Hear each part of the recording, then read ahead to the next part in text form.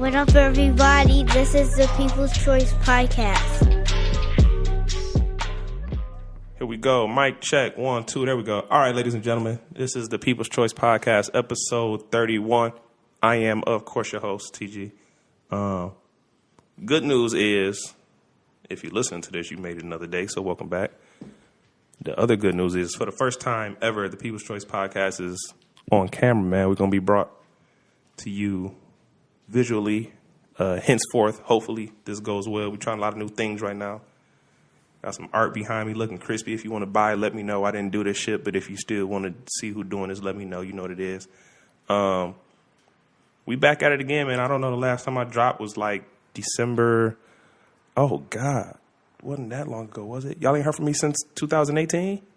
All right, let's figure this out. Let's get right to it. First things first. For all the niggas that hate me for being a Patriots fan, welcome back to the Super Bowl. I know it's not likely that y'all spend this many years in the playoffs for this long of a time as we do. But this is home for us, and we're back yet again, 3 years in a row. About to catch 2 championships out of 3 tries. Y'all know how this go. Brady's the GOAT. Don't ever tell me that he's not, because then I'm going to question your mental stability and condition. Whether you're a black man or not, we're just going to go ahead and have to label you as something if Tom Brady is not the GOAT as far as football is concerned. Now that that's out the way, I guess I should say they playing the Rams. So shout out to the LA Rams, man, for getting to the Super Bowl. A special shout out to Demarco who was once a Lion. And if you are a Detroit sports follower, you know that most niggas leave here and get so much better. Not to say that he was bad here, but my man is in the Super Bowl. They lost, 2-3 games this year? So they're flourishing. Todd Gurley. What's my man named? Jared Goff. Rams are nice, man. So I'm not there. No slouch. This is not about to be an easy dub for the Pats, man. But nevertheless, I'm not worried about the Pats. I'm betting on them any day of the week against anybody. Morally, that is, because I don't really gamble. But while we're talking about sports and Detroit, on a less kind of exciting note, Miguel Cabrera, man, for those who don't know, is what do he play? First base for the Lions. My man was ordered to pay his ex-mistress $20,000 a month and pay off her house. I can't believe this. Drew. And then you don't even need me to open it. Back up, dog. Move. We gotta stay quiet, bro. We gotta stay quiet. Just for a little bit. I don't even know. Like, we keeping that. Yeah, we can keep that. I'm trying to think. Because you said you just like Yeah, raw. I let it go. Where was you at? You said, well, you did mess up. You said Miguel Cabrera plays first base for the Lions. Ah, okay. So you could literally run that back. Miguel Cabrera, and I'll just cut that part out. Okay. Probably go from there. It might be like a slight. The audio's still going. Yeah. Okay. I mean, all this stuff. Yeah. So yeah, more. Might as well just start from the Miguel. We about to go. All right, listen. So again, for my people who've been with me for the 30 episodes already, you know that y'all getting the most raw, unedited version of me, man. We keep it real. We keep it real copacetic. We keep it real informal. It's very family vibes over here. However, as you just heard from my man Zakk on the camera, Miggy does not play for the Lions. He plays for the Tigers.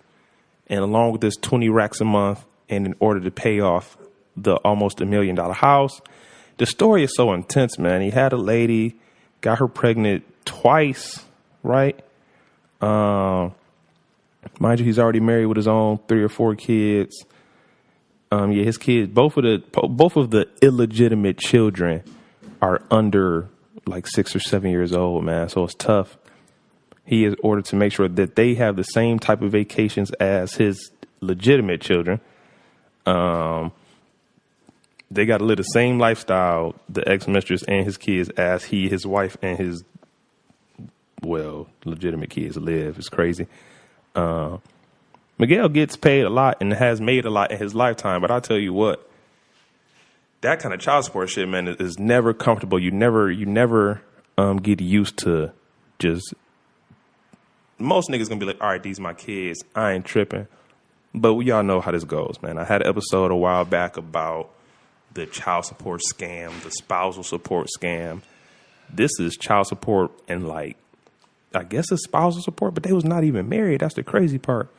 But the court literally said that he has to continue to uphold the lifestyle that he created for her, which I guess to an extent is fair. So you know what? When I first put this in my notes, man, I had a whole nother angle to take this, and I was really going to be upset like I was on whatever episode that was about the spousal support. But a few days ago, I added fuckboys to my notes, and here's why. Fuckboys do shit and are surprised at the outcome.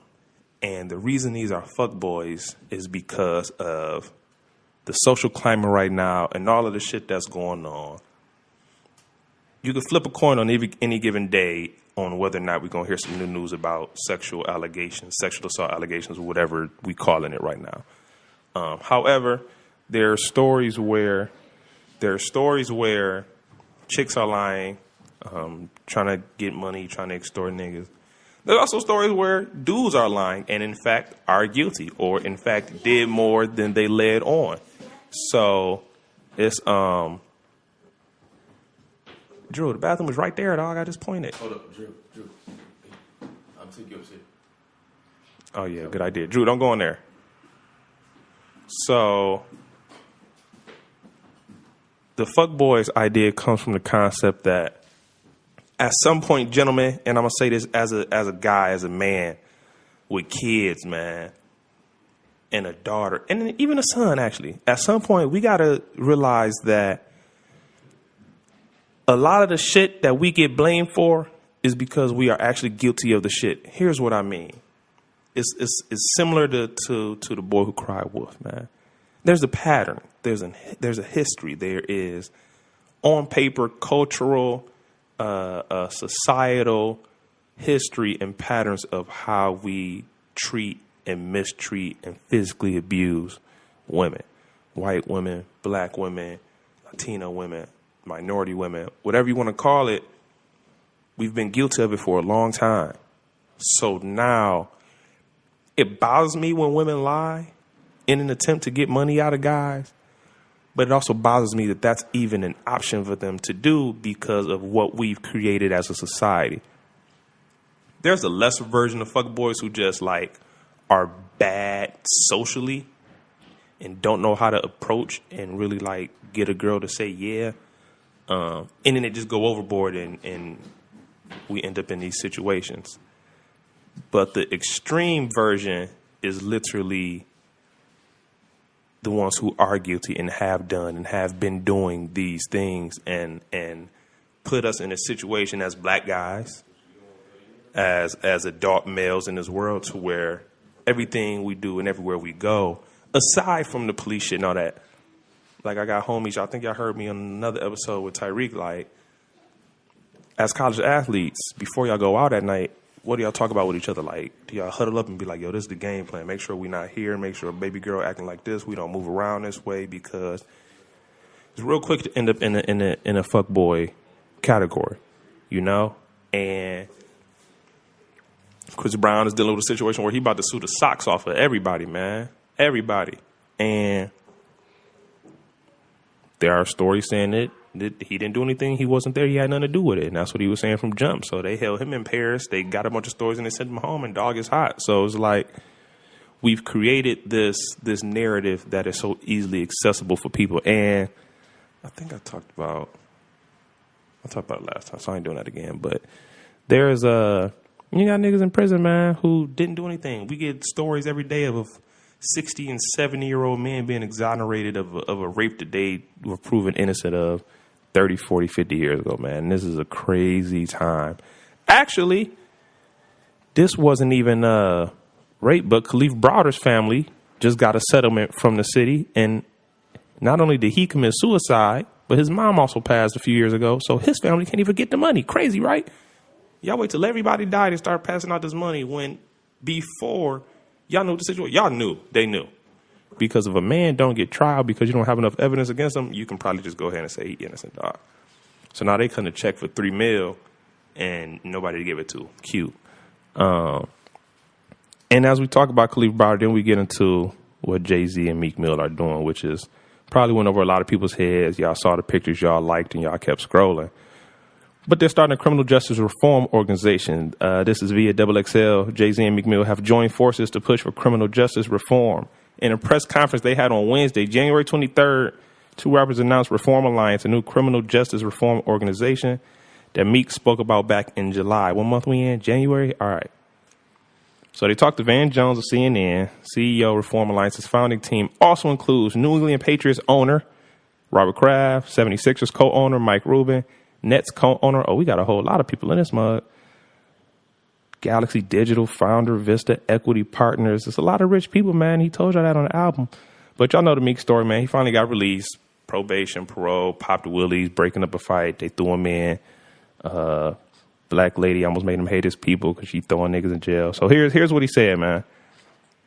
I'm one of the lucky ones. We have people who don't have a voice. He said a live stream announcement. I'm here to speak on behalf of those people who don't have a voice. Now, this is good. And shout out to Meek and Jay for doing this. Jay has been heavily involved in this. People don't know because him and B did a lot of stuff quietly, but now they come to the forefront. The Kalief Browder story, Trayvon Martin story. Now this situation, bringing it to the light for people who kind of are forced to only take in the headlines that cable providers and news networks are giving us. But they in a position to really fight the system, man.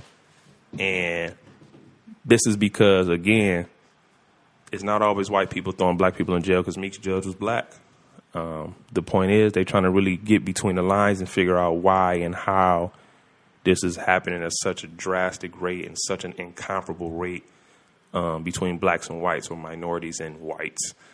So this is gonna be dope, man. And I hope this lasts and has a lasting effect on the culture and the mentality and the mindset of people, because it's really gonna force a lot of people to grow up and mature in the aspect of when we out in the streets every day, man, we start to act like we got some fucking sense, man. We were so prideful or proud of being in the streets, acting like I'm untouchable, right?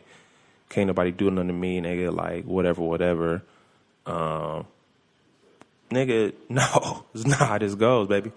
You get pulled over, police gonna do whatever they want to do, depending on what they in. If a nigga rolled down the street and you got on the wrong colors, you at another nigga mercy right now, right? So this shit, Jay-Z is a nigga that people look up to, man. Meek is somebody niggas look up to. These are the people who are going to really be able to change the minds of people and to really shift the culture so that we can now be like, all right, look, I got kids at home. I got a job. I got somebody waiting on me to get to the crib tonight. I got to fucking relax. I can't be on a Twitter headline with somebody quoting the tweet saying, say his name, right? I can't be in a situation where they don't post my graduation picture, but they post a mug shot when I get shot or shoot somebody else, maybe in self-defense, maybe out of fear, maybe because, nigga, that's the life I'm living. But we got to put ourselves in positions to not have to be a learning example, right? If you already are, you know what I'm saying, it is what it is. We're going to rock how we rock. But if we can avoid it, if we can prevent it, if we can fix it, let's do that. Now, speaking of Jay-Z, kind of, and music, really, him and Meek, Super Bowl halftime performances have been locked down. And that also caused some controversy because now Travis Scott says that he spoke to Colin Kaepernick before approving or accepting the gig. And apparently, so the first story I read didn't really say that Travis said that Colin said he was cool with it. But the headlines kind of picked that up, I guess, and ran with that. So now you got Colin's lady on Twitter disputing that and him retweeting and shit. So kind of just quietly confirming and underlining what she's saying, that he didn't say that this was okay. Not that I ever thought that's what he said, but the internet did. Apparently they met and they agreed to disagree, right? Obviously, Colin is probably not encouraging Travis to perform at the halftime show. Just like Jay said no, just like Rihanna said no, just like Jay told somebody else not to perform. Travis did it. A lot of niggas aren't surprised that Travis said yeah. I'm sure that we can guess why niggas aren't surprised that Travis decided to do this. What surprised me was Gladys Knight saying she would perform. somebody older who's been through a lot more societal, racial shit is singing at the Super Bowl. So, hey, things happen, man. This is a wild world. It's a crazy time. And then there's the narrative of why are we forced to not agree with the NFL when all of the black players are still playing? Like, you want me to not watch, but they are still playing? Like, we got to find a middle ground here. If we get to a point where 51% of black players aren't playing, all right, cool. We got some leeway. Let me sit back. But if, nigga, 99% of the black players are still playing, showing up to work every day and enjoying it, I kind of got to pick my battles, man, especially if football is what I watch every week, Thursday, Saturday, Sunday during the college season. Like, this is where I'm at. But this is going to be crazy because the Super Bowl is in 7 days exactly down in Atlanta. If you're going down there, be safe, man. Keep your eyes open and your head up, neck on the swivel, man. You never know what's going on. What's coming up? The Music Awards, Grammys. And not Grammys, something. But Selena Gomez is apparently doing the Whitney Houston tribute, and I'm so fucking confused on how that was decided.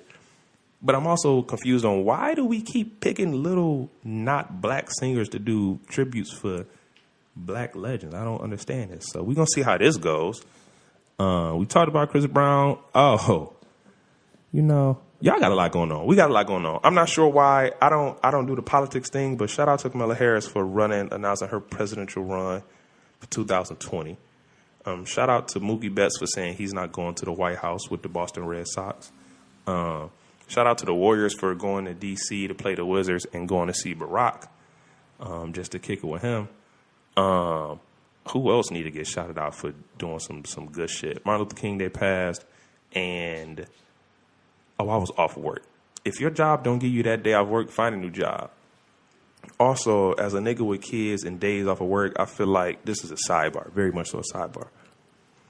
Any person with kids should get a separate pool of snow days for time off at work. Because we don't decide when the fuck the school cancel school, but I got to pull out of my vacation and my sick leave to be a parent. That's some bullshit. So whoever I need to talk to about that, let's talk. Kamala Harris, if it's you, let's talk about this, man. How over education are you in this country in this presidential run, man? We're going to have to get together and figure this out because I don't like this. A lot of black shit happened. Black Panther was nominated 7 times for the Oscars. My confusion is, when did we decide that this movie was overrated? I like Black Panther. I want to see it twice. Took kids once. Next day, me and Lex took off work, played hooky, went to see it again just so we can actually pay attention all the way without having to take kids to the bathroom. Why don't we like Black Panther? Right? I don't understand. I thought it was sweet. Special effects was out cold. The one scene with the little train at the end was obviously, like, not super believable. It's a fucking comic movie, man. Y'all wasn't saying that shit when y'all was reading the comics? You never said this shit fake. Obviously, duh. Enjoy the fucking movie, man. Acting was maybe questionable here and there, but dog. Lupita killed it. The other head female soldier chick killed it. We don't ever have to question people like Angela and Forrest.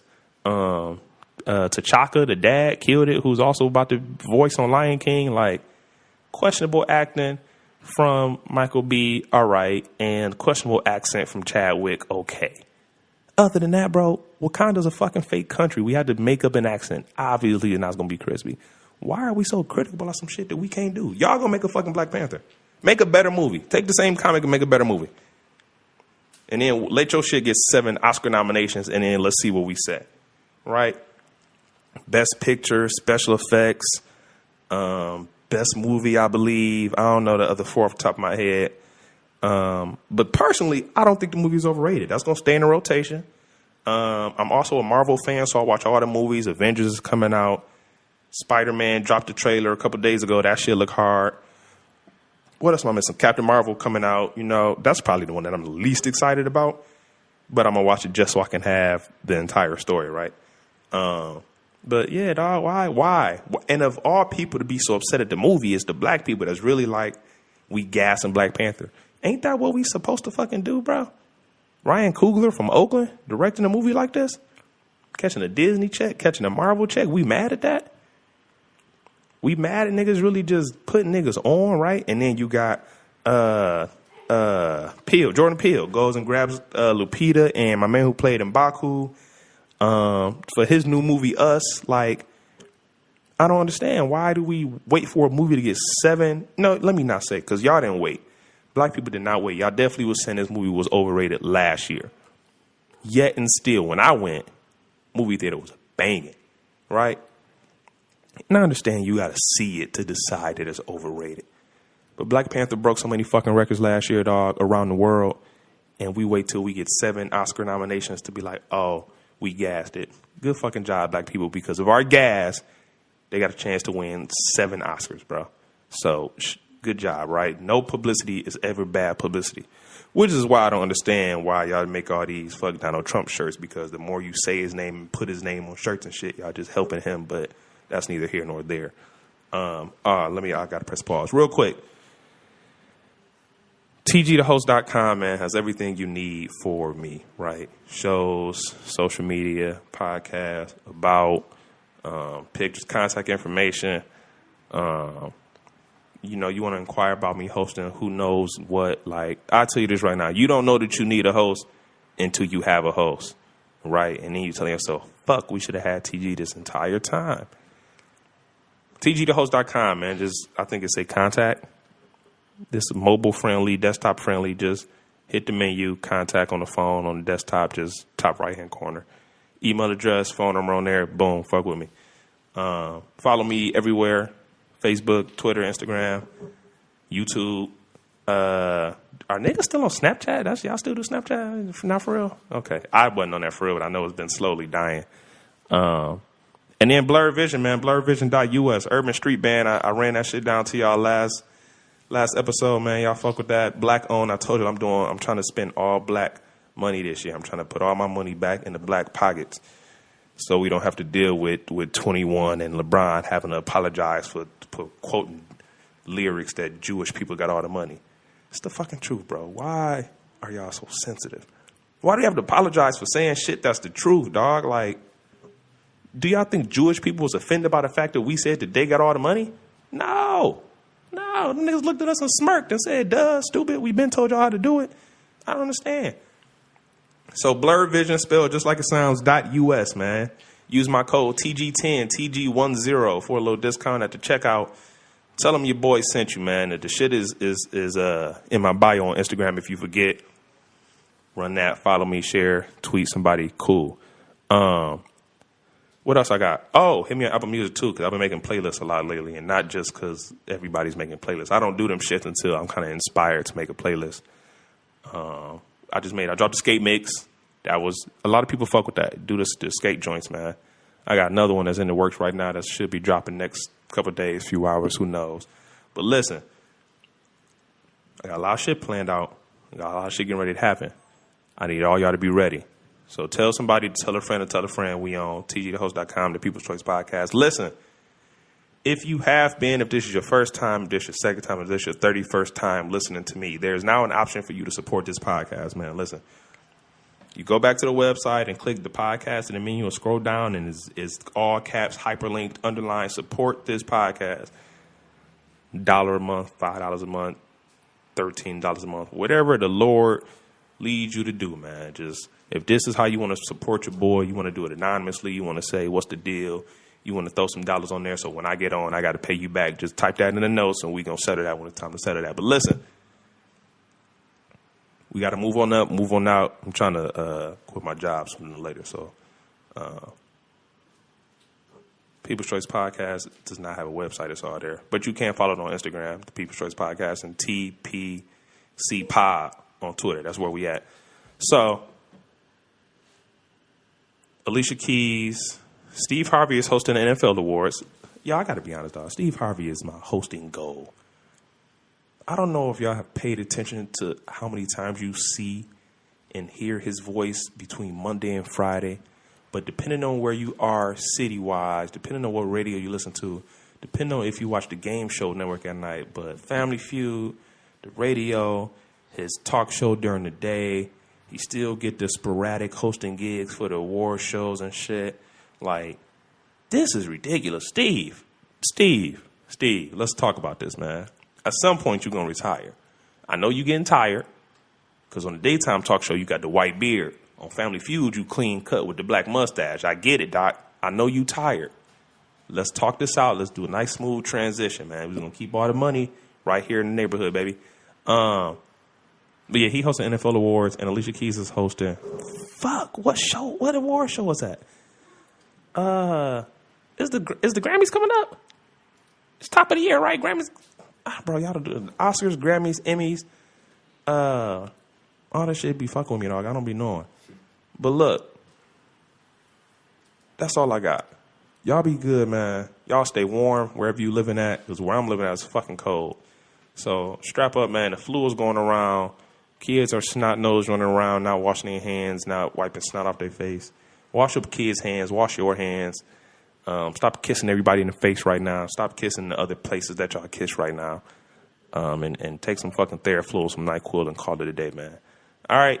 We up out of here. Y'all be good. See y'all on 32. What up, everybody? This is the People's Choice Podcast.